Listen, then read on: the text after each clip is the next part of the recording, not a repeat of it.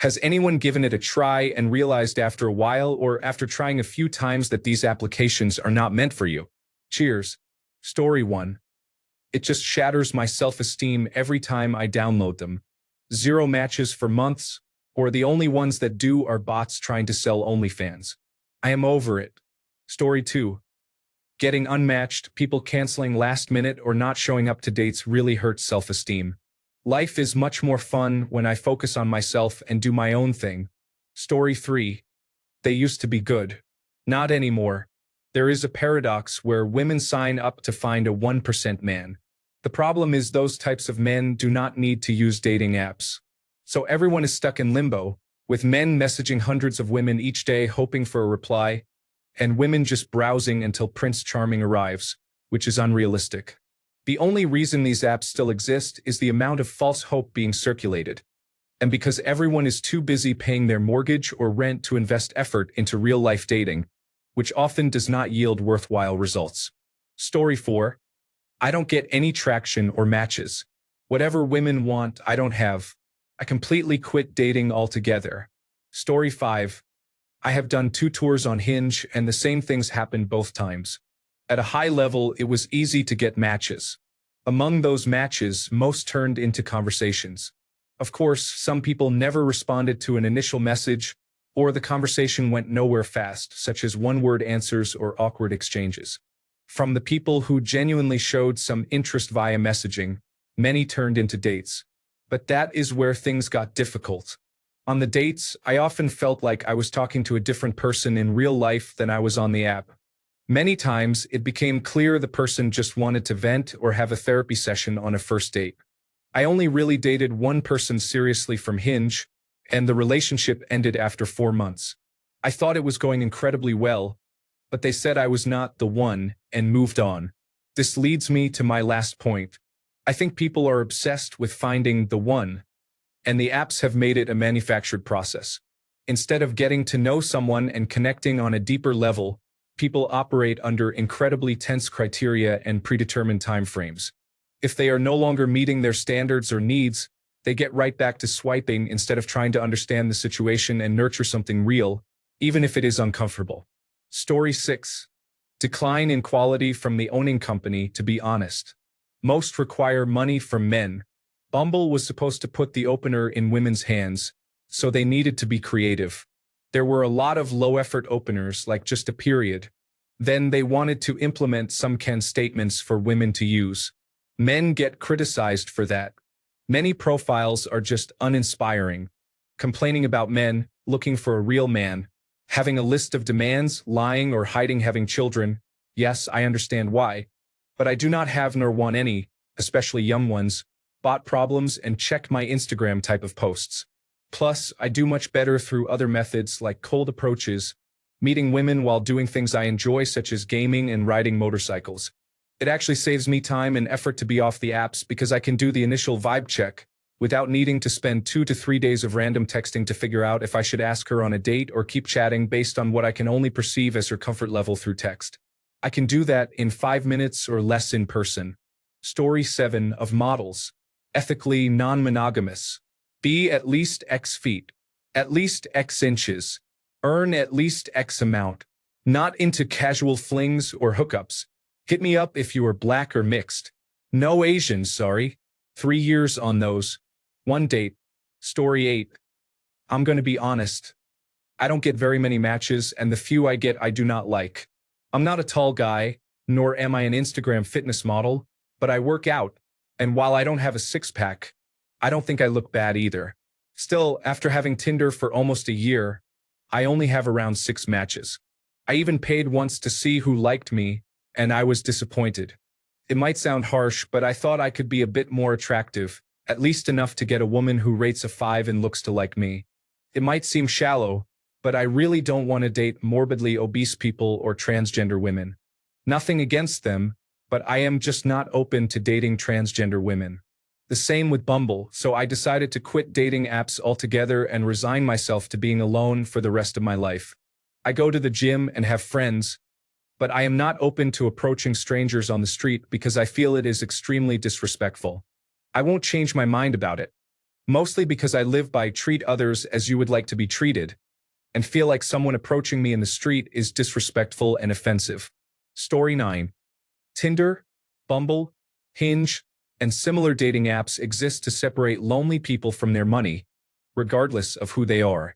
They do not actually want you to find a relationship. They want you to keep spending money on the belief that if you upgrade to the premium version, you will finally start getting matches. Maybe it was not always this way, but it definitely is now. A good example is OkCupid, which used to have many free features. Now everything is locked behind a paywall. However, if you upgrade to the premium version, you can see who liked you. Story 10. If I match with women, some of them do not respond to my messages. Those who do respond make it very difficult to keep a conversation going. It is just not worth the effort.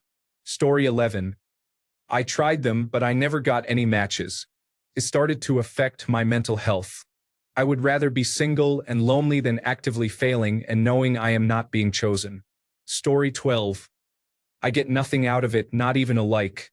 I tried changing my bio several times and taking a different angle, but no success. I barely get any swipes. If I ever do match, I send a message and never receive a response. Feels like a waste of time. Story 13. They are designed to keep you single. The success of their business model actually relies on their product not working. Story 14. In real life is the way to go. You meet better, cooler women and immediately get a sense of their vibe. Online dating feels like shopping on Amazon in the worst way possible. I have been on a ton of online dates and have never dated anyone seriously. On the other hand, the last 3 women I dated, I met in real life. 2 in a parking lot. I smiled, tapped on their window, and began a conversation. Story 15. Ghost culture was a big reason. Most of the time, a second date does not even happen, so I rarely got to know if I was truly interested in someone. I also cannot compete with someone else better, so I decided I might as well not compete and improve the odds for my fellow man. There seems to be a big imbalance in the ratio of men versus women in my area. I am glad I did because I got to live my life without that nonsense. It opened the door for me to concentrate on what is around me. I did not need a woman to fulfill me, but I found one that I am going to propose to soon. Story 16. Because I did not get any results, and they were becoming detrimental to my mental health. Still, if it were not for dating applications, I probably would have never even gone on an actual date, so I do not hate them.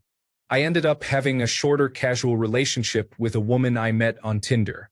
It helped me realize that I would rather be single and celibate than have casual sex. So at least I learned something new about myself. I think dating applications are okay if you do not take them too seriously and do not base your value on the number of likes and matches you get. I do not get many opportunities to meet women in person since I am mostly either at work or at home, and I cannot exactly date the customers. I am not actively creating opportunities to meet women either because, frankly, I kind of enjoy just relaxing at home. I may get back on them one day, but for now I am content being single and not looking. If I meet someone naturally, great. If not, that is okay too. Story 17. The applications just want my money. I am average, which is not good enough for applications. So I stopped before the resentment became too strong. Story 18. The only meaningful interest I would receive was from women I am not interested in dating. Either I am out of their league or there are obvious red flags. Story 19. I realized that women I could easily go out with, if met in person, I couldn't even have a conversation with on the dating apps. I'm tall, athletic, have a great job, volunteer, and serve my community in roles most couldn't handle. I've been told I'm physically attractive by straight men, multiple bisexual men, and women. But the apps don't work for me. The matches I get are suspicious, such as a woman with 3 children from 2 different fathers, who only has a high school education, and who is 100 pounds overweight. Or women who are talking to 5 different men and who are flaky but still willing to put forth enough effort to string you along. This was ruining my mental health. The way women behave on the apps is unbelievable. So I am stepping away and hoping that God will bring someone into my life through one of my volunteer activities. Story 20. It eventually felt like doom scrolling. The few people I had met via dating applications for actual dates mostly turned out to be disappointments. So I decided I would rather get to know a person through other means such as mutual hobbies and shared interests. I have been in a relationship for 13 months now. I first met my girlfriend when I was 17 through mutual friends, but we lost contact when I moved away from our hometown. We reconnected in 2020, and since then we have gotten to know each other much better. Then she asked me for a date in April of last year, to which I immediately said yes without a second thought. I love her. Feels like we are ideal for each other. Story 21. The quality of the women I dated was low. Most could not hold a conversation on any topic besides themselves. The vast majority were unambitious and had no real-life goals. Many experienced depression. The younger women, aged 25 to 30, were boring. The older women, aged 30 to 35, were bitter from life and jaded. Most lived paycheck to paycheck and were drowning in debt. Many lacked basic life skills. Story 22. I tried them off and on for a while. I stopped currently, but I plan to give it one last attempt once I lose more weight. My reasons for stopping were basically the same every time. None of the people I was interested in were interested in me, even when we shared common interests. I don't take many photos of myself, and my friends don't take photos of me either. For 4 years, I had been shooting with my friends on private land, and I only had one photo of us because my parents asked me to take one. I'm trying to change that, but I'm always the one behind the camera. Since my self-esteem during high school, college, and my early 20s was very low, I never developed many social skills beyond being polite. The easiest way to put it is I just don't have charisma. Pretty much the only time I have the confidence to be myself is when I'm drunk, but I only do that a couple of times a year with friends. My hobbies aren't typical.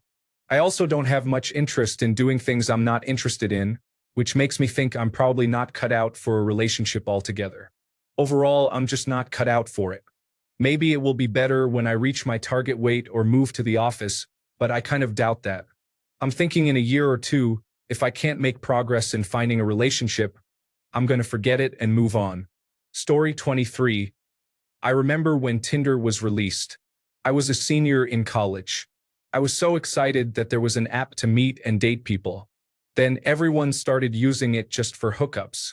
12 years and probably about 12 dating apps later, I can count on one hand the number of dates I have been on with women from the apps. Story 24. I swiped left for 15 minutes straight one day because all I encountered were either OnlyFans models or women promoting their Instagram accounts. Story 25. Because 10 to 15 years on various applications gave me only 2 first and final dates. That was in 2019. Turns out being unattractive is a real setback in dating, and I just gave up completely. Life is much simpler now. Story 26. When you are using the application and do not receive any matches or messages, what is the point? There is literally no reason to spend time on that application because it is a waste of time when you could be doing something more productive. I quit for a while and am currently trying again, but with similar results. Once this month is over, I will likely stop using it and delete all my dating profiles. I am almost 40 years old, and it is no longer worth it since I enjoy being single anyway. Story 27. All the men saying, "Met my wife." I think this is targeted more at men currently dating. That being said, it is a cesspool full of landmines. I have my own life and I am happy in it. Story 28. They no longer work. When they first became popular, nearly all the girls I matched with replied to my messages, and from there we decided if we wanted a date. Now, I am lucky if 1 in 10 women responds to my first message after we match. Story 29. The only dating app one tried was eHarmony in 2003. I got a 3-month subscription. I matched with a woman who had purchased a 1-month subscription. After matching, it became clear it was something serious, so we both dropped our subscriptions. We recently celebrated our 20-year wedding anniversary. Story 30. When you have used them consistently for 7 years only to yield the same result, you know it is probably time to leave them behind. That was just over 2 years ago now, and I cannot go back. There was too much disappointment in the applications, the people, and a little in myself. Story 31. Jesus, I worry for my kids with all this dating app nonsense. It was so much simpler when I was younger and things were more organic. Now it is just a charade. Every once in a while, someone will find a wife on there, but they are the exception, not the rule. Story 32. Spent a lot of money and got many poor quality matches. Revised my profile several times and asked both men and women for advice. Nothing really worked. Felt miserable. 2 different friends suggested I should quit, so I did. Story 33. My problem is that I talk to someone, add them on Snapchat, and we snap a lot. They use filters, etc. Then we meet up in real life, have the date, and the person is not at all what I expected, for the worse. Then it feels like I have to break up with someone I am not in a relationship with. Story 34. I realized how much Tinder complicated things to get me to pay when I stopped paying. I received one of their promotions, decided to try it, got the initial batch of matches, then they stopped. I could pay more, but that was when I quit. I did get a couple of dates, but they did not lead to a 3rd date. I realized Tinder and similar services are actually working against my interests. Unfortunately, I have not found a stable replacement. Story 35. I do not like that people are judged primarily on their physical appearance. If I knew the women in real life, I would like them more even if they are not attractive at face value. Story 36. Because they do not work for me. The features required for me to exercise the gendered obligation of messaging first before matching are not available unless I pay for them. Too many people do not realize that a man cannot message first on a free account unless there is a match. It feels like corporations have convinced many people that apps are the best, and often the only way to meet potential romantic partners. The corporations have won. They effectively control socialization in our daily lives and have convinced many of us that paying to participate is the only way to succeed in meeting others. I refuse to accept that lie. I prefer to meet new people in person and through social media options that do not require payment. Story 37. 0 matches and likes.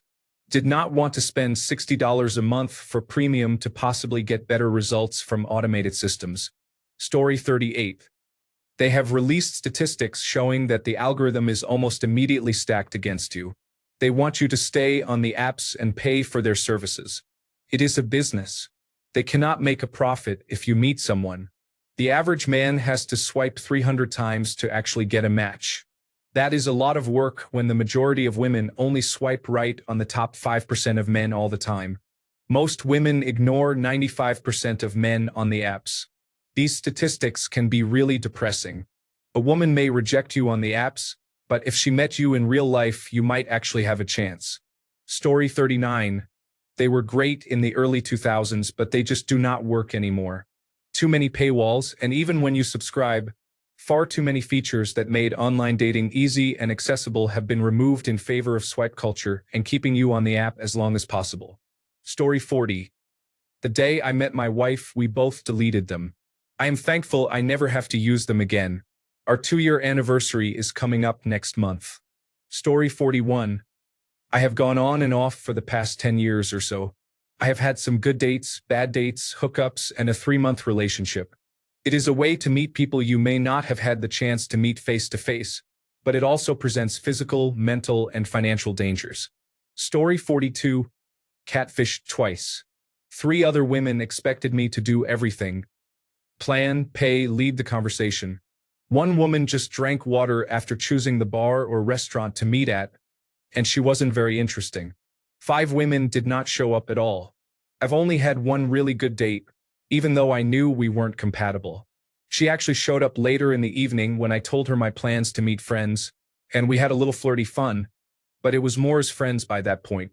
There was a time when I was with a hookup, and she was helping me with my profile while we were swiping after being intimate. I remember thinking, I already can get the girl in real life. Why do I need this digital version of myself? I slowly stopped devoting time to looking at profiles because I realized I needed to work on myself more. Now, I'm meeting people more organically. I'll meet someone attractive, but I'm trying to get to know them as a person rather than just seeing them as a bio with pictures.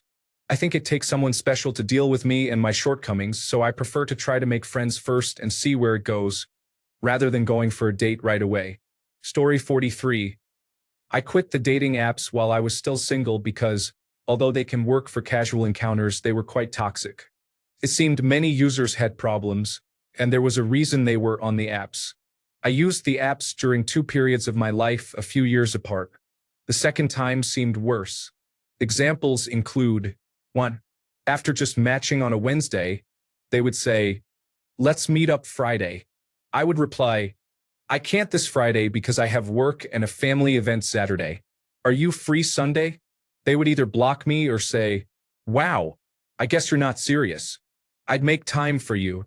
I was expected to keep conversations going while they barely contributed. Many cared more about income, social status, or materialistic things than actually finding someone they could connect with.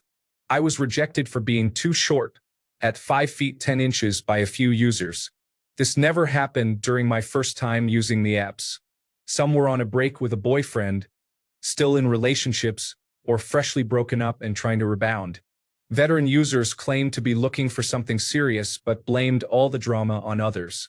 They could not maintain long-term relationships because they were unstable or unfaithful. Story 44. The gap between who I am attracted to and who I am compatible with means swiping through thousands of irrelevant profiles. I never feel inspired enough by mediocre profiles to want to pursue anyone on dating apps. I have not quit them though and still pay for Hinge because I am grandfathered into paying only once per year what their current monthly fee is. Story 45. To put it lightly, it is a disappointing experience. Most people on these platforms are arrogant at worst and flaky at best. It is a terrible place to meet people. You will spend more time struggling to get a first date than to get a second because many individuals are flaky and ignore you without a second thought. Presenting people with so much choice leads them to believe there is always something better. As someone who has often felt not good enough and has suffered rejection or been pushed aside for someone else despite all efforts, this is truly frustrating and has caused resentment. Hinge and Tinder are similar but slightly different. Tinder is very flashy, and people seem flamboyant and showy. On Hinge, most people appear basic and unremarkable. Story 46. Same thing every time. If you reach out, you get ignored. On the rare occasion that someone messages you, replying gets you ignored. The expectations placed on you are through the roof, and you get nothing for all the effort you put in. There is so much unwarranted hostility from the start in half or more of the profiles.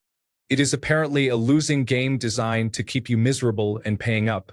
You would have far better luck in places where you can meet people with shared hobbies and interests who you befriend first. I think I am better off personally staying single and celibate at this point. I have spent so much of my life single and isolated in my hometown that I do not think I could handle being in a relationship a second time. Plus, I am increasingly more aware of how repressed I am and the reasons why. That is not the kind of thing you can just shake off and move on from overnight, if at all. Story 47. It is too much work doing all those swipes, getting a connection, talking, and then nothing. I would rather shoot my shot at the gym or bar. Story 48. I have a good story for this. It happened quite recently. I matched with a girl and sent a text. She replied in an hour. I replied about half an hour later, following up on her prompt and what she said. No response for 3 days. I sent one last text saying I would still recommend that movie because it had a great impact on me and that I would unmatch. She replied in 1 minute, asking why, what she did wrong, and why I was being rude. I did not unmatch quickly enough. Story 49. I'm not the most attractive man and have enough self-awareness to know it. In addition, my area is oversaturated with men from military bases and construction facilities, so I was facing 2 uphill battles at the same time. Occasionally, there would be a halfway decent conversation, and she seemed interested enough not to immediately unmatch, but not enough to meet up. I have not used the dating apps for almost a decade, and I am happier for it. I am pretty much done with dating altogether, and I can live with that. Story 50. Ghosting, lack of responses, and automated bots. I am just not built for that. I do better when someone naturally likes me from being friends with me in person. Story 51. Quit is a strong word. Reluctantly got back into it after taking time to myself and healing from my last relationship. Ironically, I met her shooting the breeze on Tinder by complete chance. So I guess, in a sense, while I have no faith in them whatsoever, a chance swipe at a chance time did change the trajectory of the last 3 years of my life and beyond. I'll keep my options open if it happens that way again, but I am also not opposed to meeting someone in real life as well. Story 52. Because I met my girlfriend and that was that. As much as I hate to say it, the dating applications actually did work in the end. I went through a couple of years of very few matches and almost no real opportunities to meet someone. I recommend sticking with it in case you find that one special match, but do not stress over it. Just put yourself out there and do not worry about it too much. Story 53. They do not work. I met my current actual girlfriend of 3 years, and likely soon to be fiancé on a dating app, but it never progressed beyond texting. It was only when we met in person through friends that we realized we actually had chemistry. Dating apps can be very ineffective if you do not have a certain quality that grabs attention. It could be looks, it could be wit. Whatever it is, most men would do much better with the same women if they actually met them in person. Story 54. Haven't had a match in over a year, improved my profile multiple times, lost a significant amount of weight, gained muscle, started medication, and began therapy. I did all the things people suggest, but it didn't change anything, so I just get bored with them. Story 55. They wanted my money, not me. I am impressed that anyone actually went on a date from a dating site. I got the phrase age is just a number, followed by, hey, can you send money? I am out. Story 56. Because I do not think my wife would appreciate it if I were still looking. Not that I want to. My wife is awesome. Story 57. Everyone moves too quickly. It is difficult to get a genuine investment from someone. You have to be willing to be on your phone to keep their attention. Otherwise, they are on to the next person who can give the attention they want. Story 58. The application quit unexpectedly. I was receiving many matches and wanted to see who they were, so I purchased a premium subscription. After that, I stopped receiving matches. Story 59. I had quite a bit of success with different applications back in 2020, met a girl, had a baby, and tried to build a family. It went very badly, with zero appreciation or respect and no effort on her part to be a true partner to me. She was happy to take everything I gave but wouldn't give anything back. It was my job to provide everything, and hers to have it all and complain. I finally had enough in January and ended the relationship. I went through an intense grieving process, and a couple of weeks ago decided I might be ready to meet women and date casually again. I built up profiles with current pictures and started the process, but after talking to different women, I realized I was absolutely wrong. Whether it is post-traumatic stress disorder or I am still processing the last few years, I'm not sure, but the entitlement I encountered from women was staggering. I realized that I absolutely refuse to chase women anymore. I miss connections, romance, and intimacy, but I'm not willing to take care of anyone else, their children, or even their feelings at this point in my life. I am the only common denominator in my failed relationships, and being on those applications is just repeating the same mistakes that led me here. I would love a partner, but I'm 42, and after a couple of decades of trying, I am just over it. I'd rather be myself with no one to answer to and raise my children in peace. I've stopped myself from talking to women I find attractive lately, and maybe I'm just cautious and it will get better, but I really don't think so. I'm not willing to be taken advantage of ever again, and at this point in my life, I'm not willing to try or give a woman the benefit of the doubt. So I deleted the applications and joined a new band. That makes 3 bands I'm playing with now. Story 60. I am apparently too unattractive. The odds are stacked against men, and anyone with any understanding knows that. The women there are unpleasant. Story 61. Women receive many messages a day, and when you have that much administration, your chances of getting picked are lower than taking your shot at talking to them in a bar. You are both there without any artificial filters and have to talk without being able to wait 5 minutes while thinking of the right thing to say. Story 62. Gay man here. I am not good at using dating apps. Just that simple. I almost never manage to get even a hookup, let alone a relationship. In years of using these apps, I managed to actually get something from them less than half a dozen times, so it was just not worth it. Story 63. It was causing more pain than joy.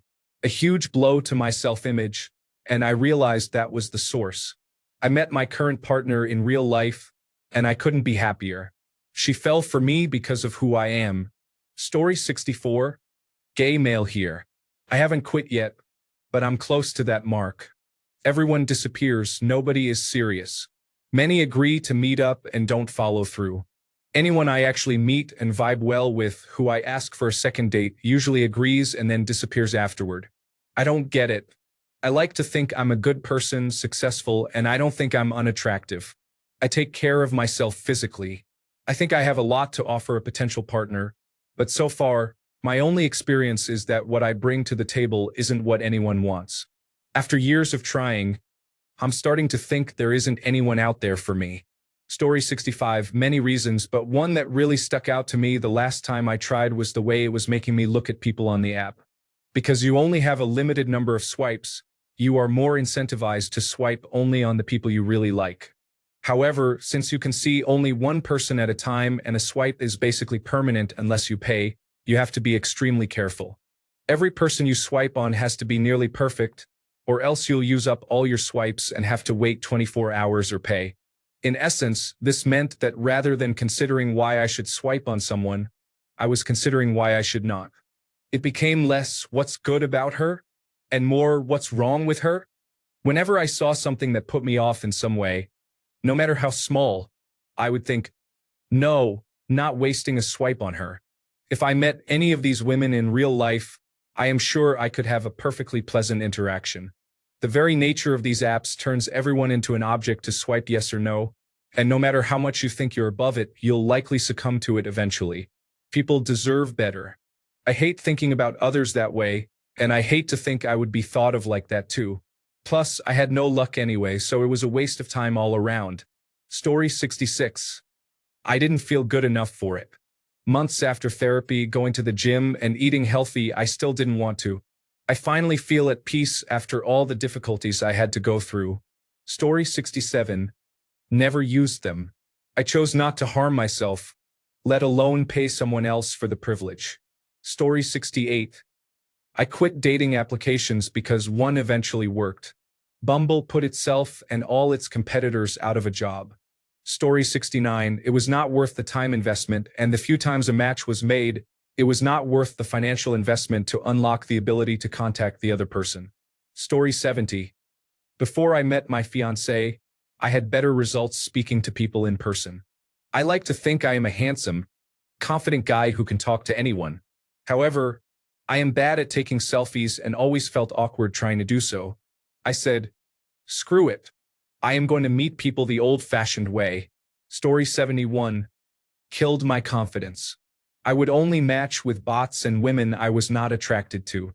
In real life, I have met some really great, beautiful women that I would not have met on a dating app because they never even used them. Story 72. Not too much luck. I don't really believe they work properly. Most importantly, I developed the biggest crush on someone I know in person. Story 73. I'm off and on with them. I'm in a tourist town, so about 95% of people do not live here and just want a tour guide or food recommendations. It's all right because dates are fairly easy to get, but nothing of substance. Story 74. I still have a few installed, mostly for the flirting aspect and, of course, the intimate aspect. I find meeting individuals in public and giving it a go way more fulfilling than connecting with someone just because we both listed hiking, reading, and streaming shows in our profiles. Story 75. Someone took my photo and information from one app and posted it on a Facebook page called Are We Dating the Same Guy? Even though I thought I had deactivated all my accounts while finishing graduate school. I have been off dating apps for months, but my friends keep sending me screenshots of new sightings. Story 76. There are only so many times I was willing to get a match and then get ghosted before it became too much to bother. Also, I don't have a face for online dating. As it happened, I quit online dating, and a couple of months later I met someone. Now we have been together for a few months. It is funny how things work out. Of course, I never had a connection with anyone I was talking to online like I do with my partner now. Story 77. Recently, I tried Tinder and Bumble. I realized I was swiping left a lot. I noticed that people on Tinder and Bumble fit into the categories below, which are not my preference. 1. People posting 6 identical selfies with no bio. People kissing dogs on the mouth or squeezing them tightly. People wearing only biking attire. 50 pictures of themselves on holiday. Shallow musical taste. Pictures of someone holding a cocktail in a party environment. I'm not into clubbing or nightlife as I'm in my 30s. A combination of all the above plus Instagram bio. It gave me the impression that people were focused on showing off, appearing a certain way, and receiving likes instead of getting to know each other genuinely. I'm looking for meaningful and genuine connections, and I felt I was wasting my time. I felt that to find a suitable person, I would need days or even months of swiping, which would cost my mental health and time. I'm happy I gave up. I don't mind the copy and paste people there. It felt like an army of similar people with the same hobbies and interests. Story 78. Starts making people appear disposable or at least generic. I do not know. Swipe after swipe. There was a lot of flakiness and not much excitement with the few I did meet. Meeting organically is still the best option in my opinion. Story 79. Tried way back in college. Got about 3 matches in the several months I used it. 2 were bots and 1 never responded. Figured it was a waste of effort and I would have better odds actually talking to people if I was ever inclined to do so. Story 80. Most of them are owned by Match Group, which means they are the same application with the same poor monetization system and slightly different user bases. I was not getting any matches, so I shifted my focus toward losing weight to improve my chances of finding mutual attraction. Story 81. Found someone on Bumble. Now we have 2 cats, 1 house, 1 flood in 2024, and we are engaged to be married next year. Story 82. I tried them all. The most success I had was on eHarmony. I got a match and went on a single date. For the rest, I was lucky if I got 1 match a month, and even then they would never respond when I reached out. I quit them all since I am open to meeting people the old-fashioned way. Story 83. I used to be into dating applications, but I am over them now. I have dated a bunch of women from these applications, and it has been a mixed experience. Some just wanted to hook up, while others had unrealistic expectations or were very dramatic. Some were simply looking for attention and then stopped responding. I have met some who wanted to get serious too quickly. Honestly, I am done with the whole scene. It feels like a waste of time, and I have realized that meeting people in real life is more my preference. Organic connections are just better. No more swiping for me. Story 84. Actually, I'm going to give a different answer than many people. I became quite good at dating apps, if you want to call them that. I went out with several women. Many of them were very nice. It didn't work out, obviously, but no hard feelings. I realized that because the initial investment is low, you just set up a profile in 5 minutes. You encounter many people who lack the time, availability, social skills, or emotional maturity needed for a long-term relationship, which is what I was seeking at the time. You haven't met most of these people in real life, and you probably would not meet them in real life anyway. There is probably a reason for that. Story 85. Most women there are just looking to hook up or upgrade, and men are desperately swiping on everything. They also charge money now. Story 86. Applications are nearly all focused on appearance, and communicating with someone you do not know through messages is terrible compared to face-to-face interaction. I do well in person. Applications feel like last call at the bar, where you are just looking for anyone who is not a complete monster. There are a few good ones, but their inboxes are overflowing, so you do not get responses. Additionally, you have to play foolish games like coming up with clickbait pickup lines. Story 87. I still use them casually, but I don't take them seriously because they are designed to make you spend money, especially targeting women to match. Apps need both men and women to work, but they rely on women to generate revenue from men. I had a woman friend get over 1,200 likes on Tinder, while the most I ever had was 100. Every guy she swiped right on was a match. I could swipe 1,000 times and get 0 matches. Who really needs to pay for that? Story 88. Because I am not willing to pay for professional photographs or pretend to have an interesting social media account they can stalk me on, I have much better success meeting people naturally in person. Story 89. I think I have a pretty average appearance, and since I am the photographer in my friend group, nobody ever takes good pictures of me that I can use online. However, I always do my best to make my friends look good in their pictures. Story 90. As many others are saying, the short answer is because I met my wife. The interesting thing is that I was literally about to delete my profile when I got a message from the woman who would be my wife. I had become very demoralized by online dating and decided to take some time to work on myself and approach people only in person. I had honestly hit a real low and was hooking up with women I thought were awful because of a scarcity mentality. I mean, awful both physically and internally. But that was all I could get, despite being a pretty attractive, wealthy, tall man living in a major city and having everything else supposed to make online dating easy for men. With my wife, I didn't even take things seriously for the first few months. We both thought it was just going to be a hookup. That led to friends with benefits, which led to a relationship neither of us admitted to having, which finally led to us becoming a couple. Almost immediately, she was living with me even though we never planned on that either. It was just convenient because I lived really close to her school and work. Story 91. Because whenever I sent a message, I would either get unmatched instantly or never receive a response. After hundreds of attempts, I decided to give up. If I end up with someone, great. If not, there is not much else to expect. Story 92. I was lucky and found the right person after using an application for less than a month. She was the second person I spoke to. Story 93. In my area, I could set up the same number of dates through online groups for singles, but with much less time spent. With dating applications, the signal-to-noise ratio is comparable to cosmic background waves. It might be different for people in the hookup scene, though. Story 94. Because of the extreme rarity of matches and the lack of effort from those I got, my self-confidence was ruined twice, and I am still recovering from that.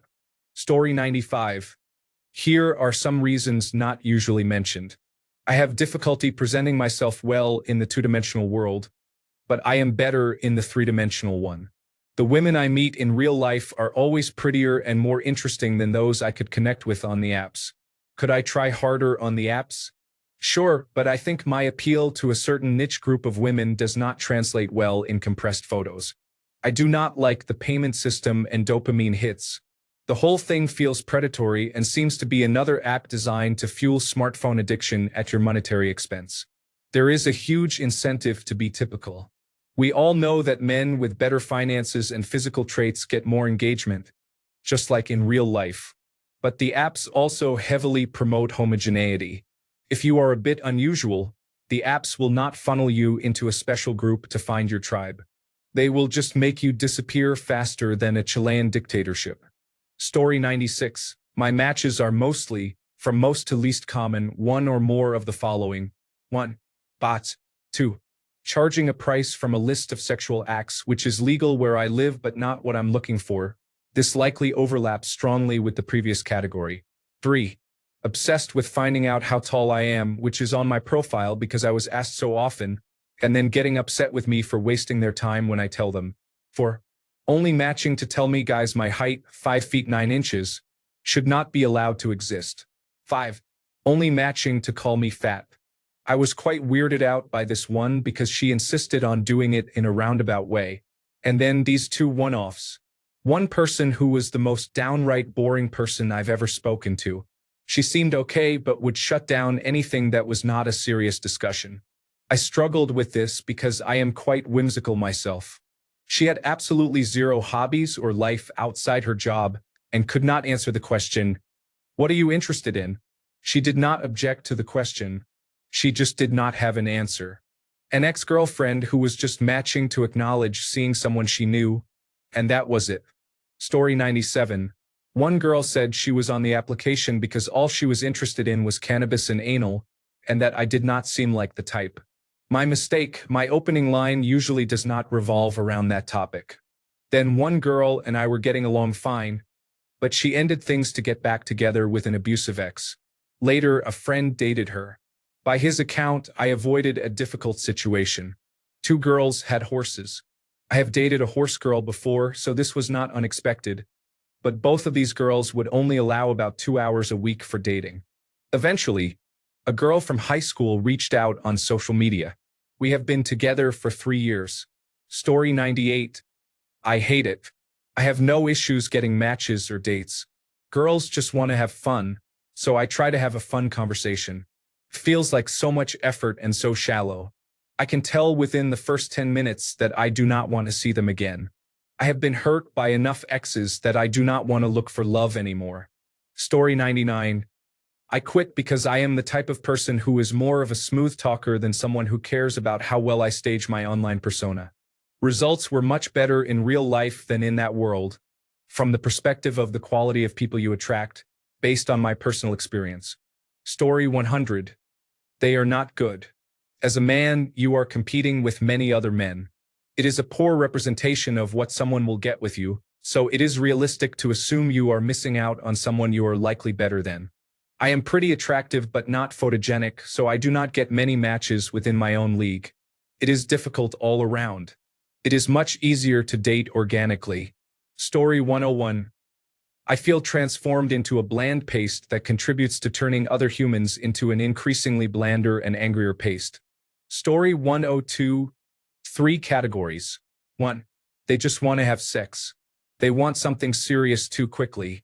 They just want attention and will literally ghost you. In the last year, I have gone out with 15 to 20 women, and every single one has fallen into one of those 3 categories. Story 103. I found the one. That is why I stopped. She was my first Tinder date, and 7 years later we are getting married. Story 104. I met my wife and I deleted all the applications after our first date. I think both of us knew from that first date that we had found our person. Story 105. Met my wife on one. We both froze our profiles after a few weeks, then after a couple of months, deleted them. Story 106. When I was single, I tried Bumble, but I did not really have anything going in the visually appealing department, so I got zero communication from that app. The exact same thing happened with Tinder. I paid for eHarmony when they advertised a guarantee, and after the specified time period with no results, I got my money back. Plenty of Fish kind of worked, but it felt more like MySpace or Facebook with a dating skin wrapped around it. OkCupid was very comprehensive at the time, but the only people I ever matched and got responses from were so far away that it was rather fruitless. I met my spouse in a comic book store and now am with someone who loves gaming, both tabletop and video, anime, and is also a very good friend. Story 107. From the ones I have tried, it seems that to have any sort of success, you need to fit a very narrow mold for the algorithm to favor you, let alone get matched with someone who actually likes you. I am not attracted to the extreme normie types, so I end up swiping left a lot. Thanks a bunch for sticking around till the end of the video. Remember to subscribe, and until next time, stay awesome and goodbye.